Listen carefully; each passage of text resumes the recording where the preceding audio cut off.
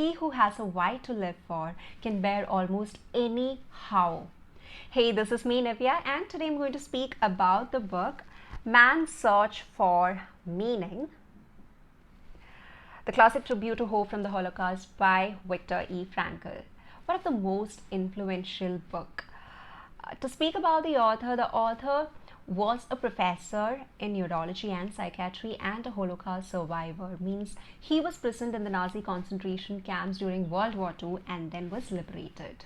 This book is mainly divided into two parts. The first one is experiences in a concentration camp, wherein the author mentions about the experiences as a Jew prisoner in the Nazi concentration camp, especially the Auschwitz camp, where he and his inmates were tortured, beaten up, malnutrition that existed, the lack of clothing, including blankets in the rigorous cold climate. They did not even have the privilege to take a shower. They lost their identity completely in terms of their name and documents. All that they had was a unique number in the concentration camp, and that became the only identity for them.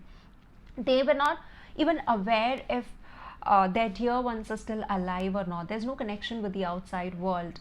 In spite of all this, in midst of this, how they found hope in the sufferings, how they believed that there is light outside this darkness, and that is a connecting thread to the second part of the book.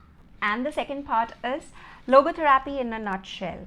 Logotherapy techniques were developed by Viktor E. Frankl himself, and it mainly focuses on the concept that the primary motivational force of an individual is to find the meaning of life. And the homework for us here is to think, do you have a why in your life? That why which can overcome any challenge, that motivation for what you're living, your purpose of life. For example, let's take the case of Viktor Frankl himself. For him, it was a future lectures that he would be giving based upon his experiences. And hence these bitter experiences became an objective or learning task, vital information for his future lectures. He clearly mentions that there were two kinds of people in the prison. One who did not have a purpose in life and hence they lost their hope. The second kind of people, like him, who took them as challenges to reach that purpose, that which led them to the synonym of meaning of life. The way a prisoner imagined his future affected his longevity. You may call it manifestation or interpret it in different ways, but ultimately it is the reason for living. Even though there existed lack of sleep, insufficient food, mental stress, it's just not the result of the camp influences alone, but it's also the result of the inner decisions that made the sort of person that the prisoner became. And why is it so? Because you have the right to choose how to respond in your life, that attitude in your life.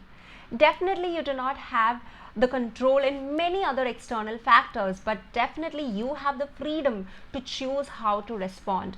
Now when I say respond, it's not about how you respond to the situations or how you respond to others, but it is also about how you respond to your inner self. Whether you want to stay gloomy or whether you want your mind to be in a state of bliss.